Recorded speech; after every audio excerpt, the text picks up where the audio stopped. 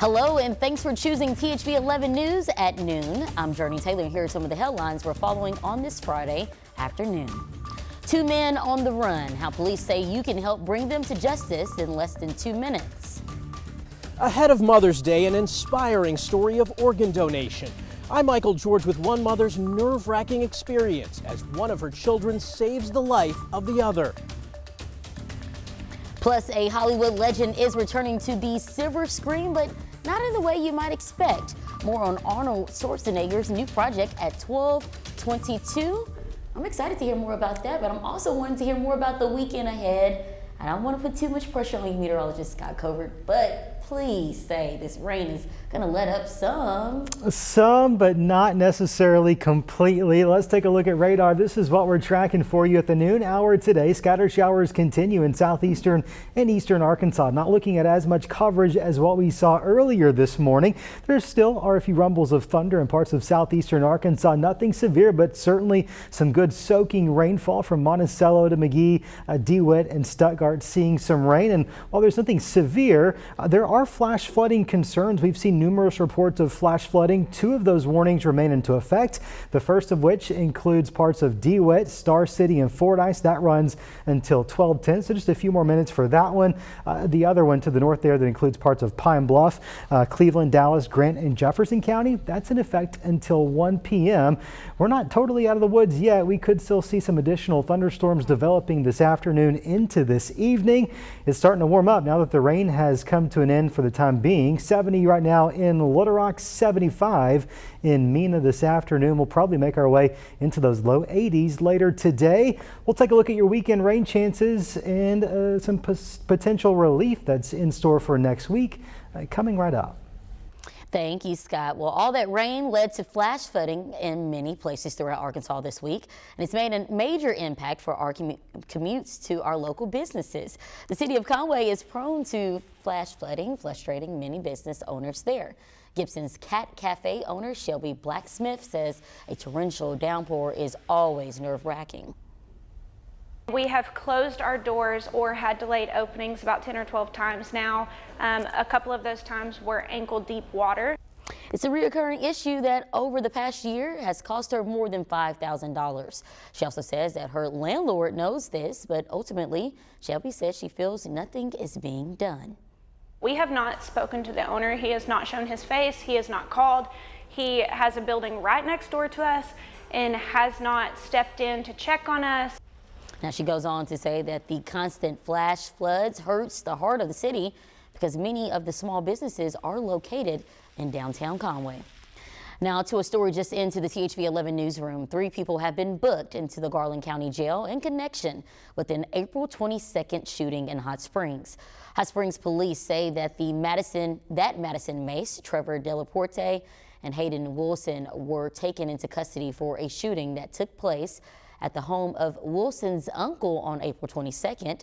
That home is located on Strawberry Road in Hot Springs. The arrests follow an investigation that included review of surveillance footage. The 3 are being held on felony and terroristic act charges. As we head into the weekend, the U.S. Marshals Office is looking for not 1 but 2 dangerous criminals here in Arkansas. We're being told that you should not approach either of these people, one of which is just a teenager. THV 11's Ashley Godwin finds out who they are and their background.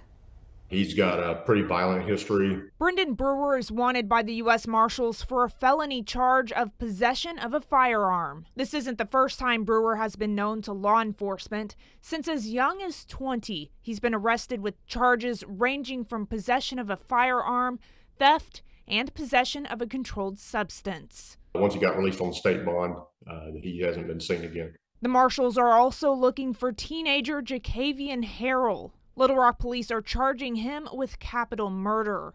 He's accused of shooting and killing 19-year-old Victor Lopez on Denison Street near Central High School last October. He is being charged as an adult, and that's, why we've stepped in on it.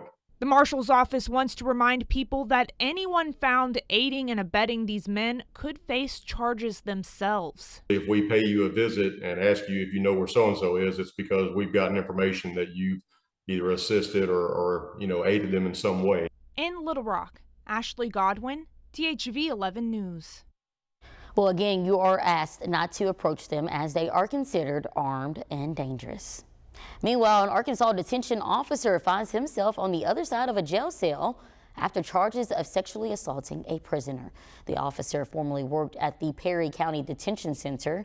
Hunter Martin was fired after an investigation unveiled statements from a co-worker confirming an inappropriate relationship with an inmate. Martin has been charged with 2 counts of sexual assault. He had been with the detention center for the last 7 months. A battle over books is now spilling into Arkansas courtrooms. Some say a new act keeps kids safe from X-rated material, while others say it borders on censorship. Library groups now saying they're challenging Act 372. It changes how content is classified in the library and even creates punishments if someone is caught, quote, furnishing a harmful item to a minor. Frankly, harmful to our system of government, harmful to democracy to let the government wade into an issue and decide some things we won't let you see. State Senator Dan Sullivan from Jonesboro is the sponsor of this law. We reached out to him and he said he didn't want to comment until he had a chance to read the lawsuit, but added CALS was within their right to file what they'll like. Coulter says in the 2-week time, the board of CALS will meet again to authorize the filing of that lawsuit. Now that the emergency pandemic restriction known as Title 42 has expired, authorities at the southern border can no longer quickly expel migrants on the grounds of public health. That change is leading to a huge wave of asylum seekers hoping to enter the U.S. Jared Hill is covering the unfolding story from El Paso, Texas.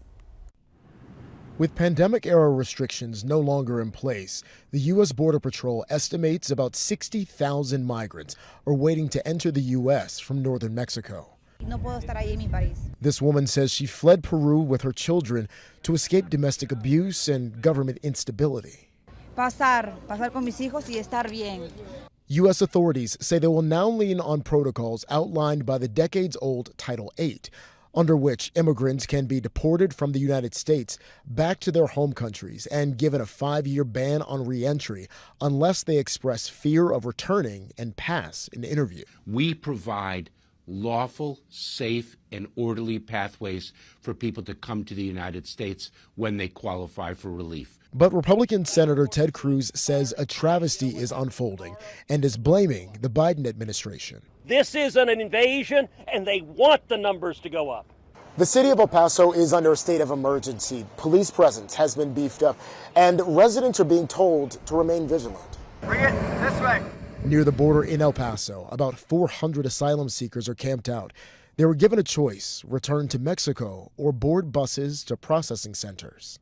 But we're going to prevent any further migrants from joining the group that's already here. Adding to the uncertainty, a federal judge has temporarily blocked a policy of releasing some migrants without notices to appear in court. That was an effort to ease crowding in Border Patrol facilities. The Biden administration is expected to seek an emergency stay on the ruling. Jared Hill, CBS News, El Paso, Texas. Well, the man who is seen in a now viral video putting a fellow subway rider in a lethal chokehold has turned himself in. Prosecutors are charging 24-year-old Daniel Penny with manslaughter for the death of Jordan Neely. The video of the fatal confrontation has created an uproar. Penny is a Marine veteran, and his lawyer says he acted in self-defense. But the story has led to protests about the city's failure to care for the mentally ill. We're closer now to justice than we were a week ago because Daniel Penny has been arrested. Penny's attorneys say he never meant to kill Neely and that he risked his life to protect others. If found guilty of manslaughter, he could face 15 years in prison. A federal judge ruled that a ban on selling handguns to 18 to 20-year-olds is unconstitutional, citing a Supreme Court ruling from last year on Second Amendment rights. The decision is expected to be appealed.